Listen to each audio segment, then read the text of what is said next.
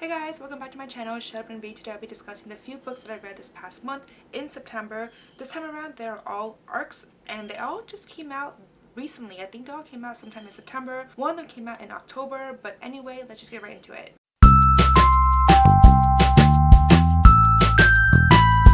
So for this time around, there are 5 books that I want to discuss that I read this past month. The first one I want to talk about is Sisters of the Winterwood by RENA.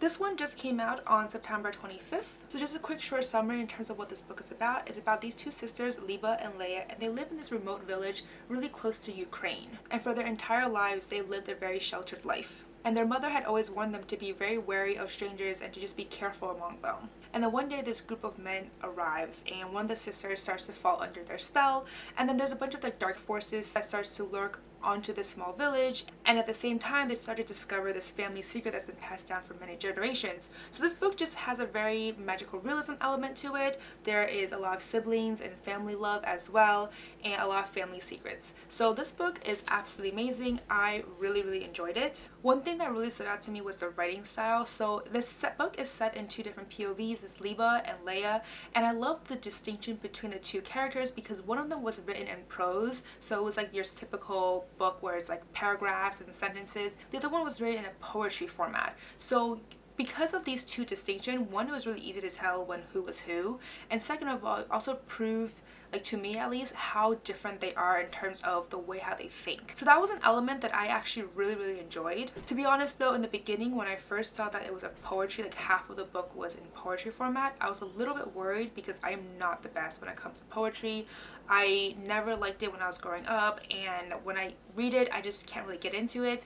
But this one was more as it was a poetry format, but it was in a sentence, so if that makes any sense at all. But for me, I was able to understand it and I actually really enjoyed it. Another aspect that I actually thought was really interesting as well was the mystery intrigue. So the group of men that I mentioned previously that just came suddenly to their small town, they're called the Hovlands. I believe they're all related in some way, but they don't really discuss how they're related.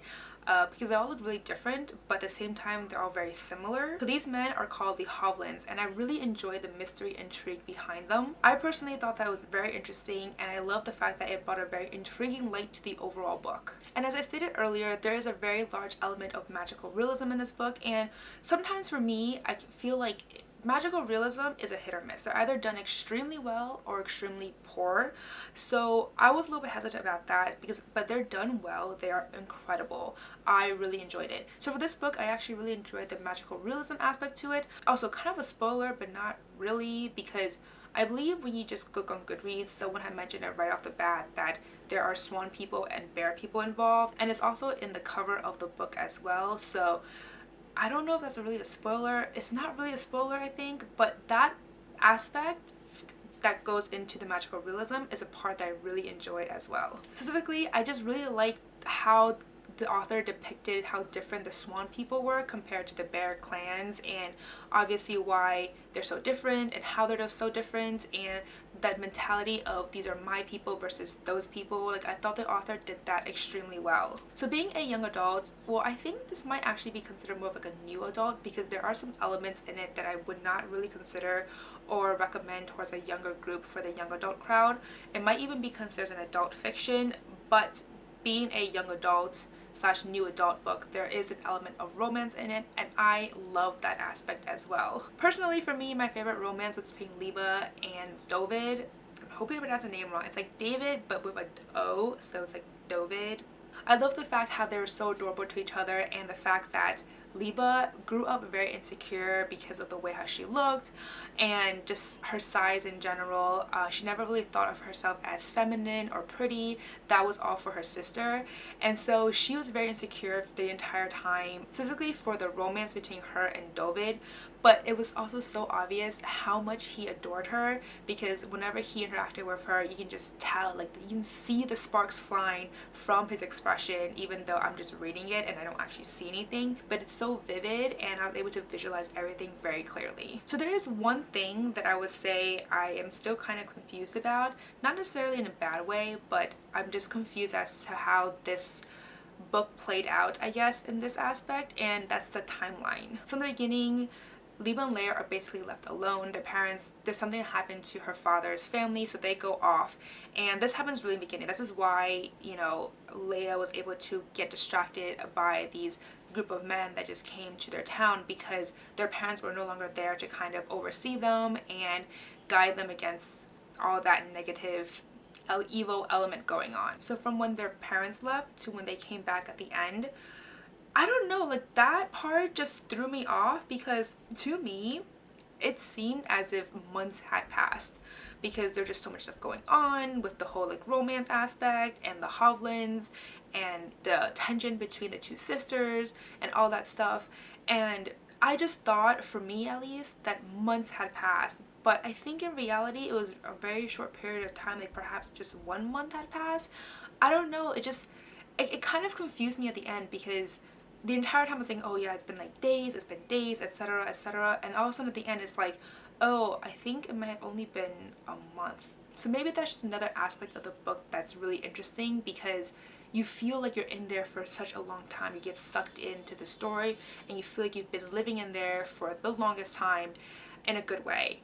And then all of a sudden you realize that, oh, actually not that much time has passed. I mean, that's the impression that I got. So that part kind of confused me, but again, not in a bad way. It's just kind of disoriented at the end. So overall, I absolutely love this book. I thought this was very well written. I love the distinction between Liba and Leia, and I love the magical element as well. So highly, highly recommend this book. So next book that I want to discuss is Sadie by Courtney Summers. This came out on September 4th. So just a quick short summary in terms of what this book is about. It's about a girl called Sadie who lives with her younger sister, Maddie, and they basically just been together for a very long time now, living together and surviving on their own for quite some time now. And then one day Maddie disappears and is found dead. And Sadie is not really sure what happened. It seemed like it was a murder, and she goes off to seek what happens and basically to seek revenge to what had happened to her sister. So that's a quick short summary in terms of what this book is about. So this book was definitely a book that I was highly anticipating, because a ton of people were raving about this. I actually got this book really early. I think I got this book back in May at Y'all West when I went to LA for a few days or whatever, and I decided to stop by and I managed to grab a copy of this book. But at that time I knew I wanted to read it. I just didn't expect all the buzz that I received. So when people started raving about it, I was like, okay, I should probably pick this up sooner rather than later. And then I got invited to her blog tour, so I was like, yes, I'm definitely down for it. I'll link my blog tour down below for those who are interested in more full-depth, like full-length review on my blog down below. So anyways, in terms of the thriller aspect, I thought that was really awesome. However, I was really disappointed with the ending. I thought it was just very inconclusive, and I didn't like, personally for me, I hate endings where the reader has to just kind of figure things out for themselves. I like when things are like clean cuts and, you know, the things are like finalized and very like neatly, and this one was not that at all. Another part I really like about this book is how it's written in two separate POVs as well as two separate timelines. So there's Sadie's aspect, which is set in the past, and that kind of goes along with what she was doing that entire time when she goes off to seek revenge for her younger sister. And that's written in this like prose format, like a regular typical paragraphs, etc. And then there's the other aspect to it, which is the screenwriting / dialogue, because that part follows a radio personality called Wes McGray. And for him, he's in the present, I guess, where he's trying to find the mystery of Sadie's disappearance as well as her younger sister. So I actually really enjoyed the two alternating timelines and POVs. I thought that was actually done really well, and for me that actually made the book go by extremely fast, because with all the dialogues, it's literally just a few sentences per page. So that part went by extremely fast for me. I think the overall book only took me maybe 2 hours to finish. It was a very, very quick read. In terms of the character, obviously my favorite character was Sadie. I love the fact that her desperation and her relentlessness to find out what happened to her sister bled through the book so much, for me at least, and I just felt her emotions so vividly. It's very obvious to see how far she'll go and what she was willing to do to find her sister's killer. So overall, if you're looking for a good thriller novel, then I definitely recommend this one. I was very surprised a number of times because the author did a really good job with giving like slight plot twists, and I was not expecting certain things to play out the way that it did. So the author did a fantastic job in keeping me on my toes and guessing for what was to come next. So again, if you're looking for a great thriller novel, this one's definitely for you. The next book that I want to talk about is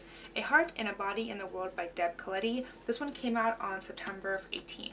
So just a quick short summary in terms of what this book is about. It follows a girl called Annabelle, and she decides to embark on this cross-country run kind of on the whim, to be honest. Something tragic had happened to her this past year, and she's been trying to outrun the guilt and the shame she's been feeling ever since. So as the book continues, you just really follow her journey from the beginning to the end, and it just slowly starts to reveal, or she slowly starts to reveal, what had happened to her that past year. So that's essentially what this book is about. So right off the bat, I obviously knew that something tragic had happened to her.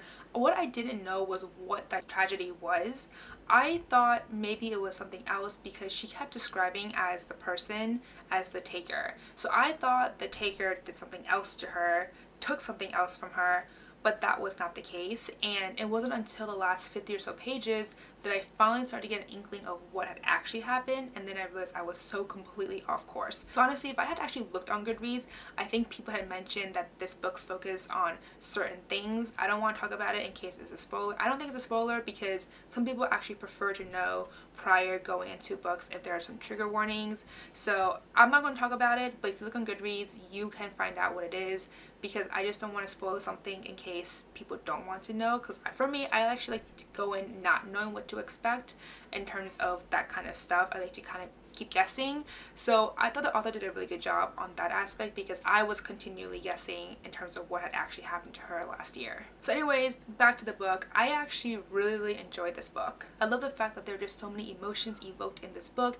and you can really see the struggles that Annabelle was facing each day, especially the running aspect to it, because obviously she was running 16 miles a day. I've been running again these days, or kind of. I run like once or twice a week, and I run like 2 miles, and that's it. I'm dying at the end. So the fact that she runs 16 miles every day is just unbelievable to me. I just can't imagine ever doing that. So a lot of the book also discusses, you know, the struggles, the physical struggle that she's going through every day because she's running 16 miles every day, and the pressure that it puts on her body is really important as well. So I don't know, I actually really like this book, and I thought the author did a fantastic job with the emotions and the struggles that Annabelle faced both mentally and physically. So in terms of the plot, there was one aspect that I didn't particularly like, and that was the romance part. Personally, for me, I didn't really see the point in it. I thought it was just an added element that was really unnecessary. I would have much preferred if the author just stuck to Annabelle and her healing process as she went on this cross-country trek. But at the same time though, I can't deny the fact that this guy and her romantic inclinations toward this guy did help her healing process. So I can't deny that. I just thought it was kind of, in a way, I mean, it was helpful for her. I just didn't think it was super necessary. I feel like she could have still gotten to that ultimate destination without that aspect. So for me, the romance part was something that was okay. If it's there, it's there. If it's not there, I'm okay with that too. So it just didn't really seem necessary. In terms of the characters though, I actually liked Malcolm, which is her brother. I actually thought he was the best character in the book. I love the fact that when she first decides to go on this cross-country run, her mother flipped out, obviously, and her brother was just like, kind of understood why she needed to do this, so he stuck through with her and basically gave her the ability and stuck by her side the entire time, despite her mother thinking that, or continuously thinking that, she'd just turn around and she'll give up after a week, after a month, and whereas her brother was just like, nope, I'm gonna help her see this to the end. So I just really liked his character because he just showed so much sibling love and support for her when she needed it the most. So he was by far my favorite character. So overall, I thought this book was fantastically written, and I love the message of hope and wisdom that was found in this book. So highly recommend it if you're looking for a gripping emotional read. So next book that I want to discuss is The Rule of One by Ashley and Leslie Saunders. This book came out on October 1st. So just a quick short summary of this book. This book is set in the near future of the US, where there is a one-child policy is now implemented, which means that families can only have one child per family. And it's about a girl called Ava, and she's been hiding a secret for the past 18 years of her life because she has a twin sister called Mira, and they've basically been living as one person for this entire time. And then one day their secret gets exposed, and then everything just comes falling apart. So that's essentially what this book is about. So I've said this many times throughout many videos now, where I went in with this book thinking it would be very similar to the movie What Happened to Monday, where they also talk about the one-child policy, and instead of having just identical set of twins, they have a set of 7 identical girls, and they all live under the same person. So they will switch off every day depending on the day of the week. So they'll be named after every day of the week, so Sunday, Monday, Tuesday, etc. And in this book it's very similar because the other girl, Mira, lived, whenever it's her turn to go out into the world, she will be under her sister's name called Ava.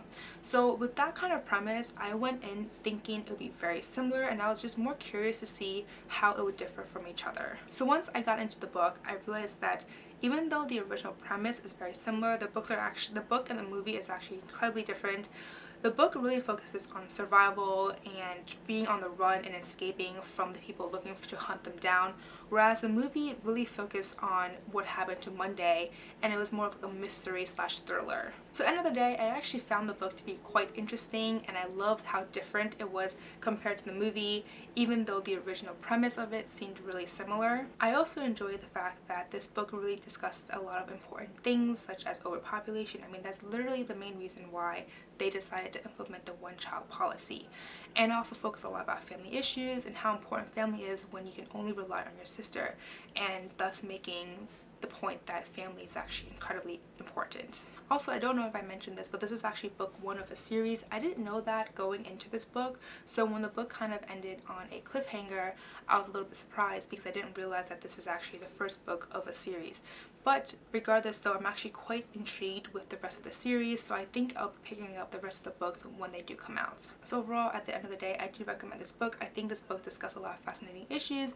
I like the premise, even though it's very similar to the movie, but I like that premise regardless. I think it's a very fascinating premise. So even though it's very similar, I think the original, like the idea of having to live as your sibling is actually really interesting, and having to pretend and just like hide who you truly are is actually a really interesting premise, like I've said like 10,000 times already. But I think this book is actually really interesting, and I definitely recommend it for those who are interested in this type of book. So the last and final book that I want to discuss today is The Lost Queen by SIGNE PIKE. This book came out on September 4th. So just a quick short summary in terms of what this book is about. It's set in 6th century Scotland and talks about the twin sister of the man who later inspired the legends of Merlin. So specifically, the twin sister, her name is Lingarith, and this book just really follows this journey of when she's a young girl to when she becomes a young woman, and all the love and betrayal and treachery that she had to face to basically secure the future of her people. So that's basically what this book is about. So first and foremost, I do have to say that this book did start off relatively slow. I think it didn't get until about 100 pages when everything started to fall together, and that's when I really started to fall in love with the book, the story, the characters, everything, and I just busted the book out really quickly after that. I also absolutely love the characters, specifically Lingarith and her twin brother Lilokin. It was just amazing for me to see how strong their twin bonds were, the fact that they were able to sense each other and all the physical attacks on them, like if one of them got bruised or whatever, the fact that they can sense that despite being so physically far apart from each other was amazing. Like, I really love the interactions between the twins. I also really enjoyed the love interest in this book for Lingarith, specifically with Maelgwyn and Rutherk. Hoping I pronounced the names of those two guys correctly, but I really love the interactions they had with Lingarith. I could really see why she struggles to decide who's the better man for her, because they both have their pros and their cons, and they also, I mean, like I said, they have their cons and their faults that I can't really decide for me who is the better man.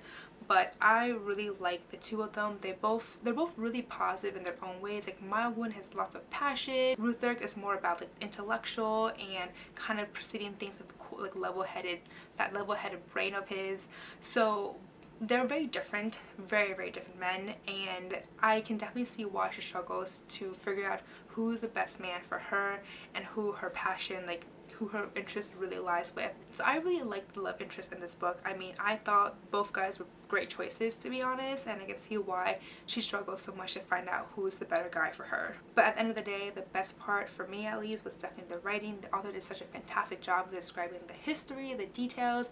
Everything was just so vivid and rich that it just seemed to leap off from the pages, and I absolutely love that. For me, that's something that's really important, because I like when authors, you know, do the world building very well, they do all that description very well, but I hate it when they're so descriptive to the point that by the time you finish reading them describing a certain scene or whatever, you forgot, like, or you forget what was, like, what's the importance of the scene.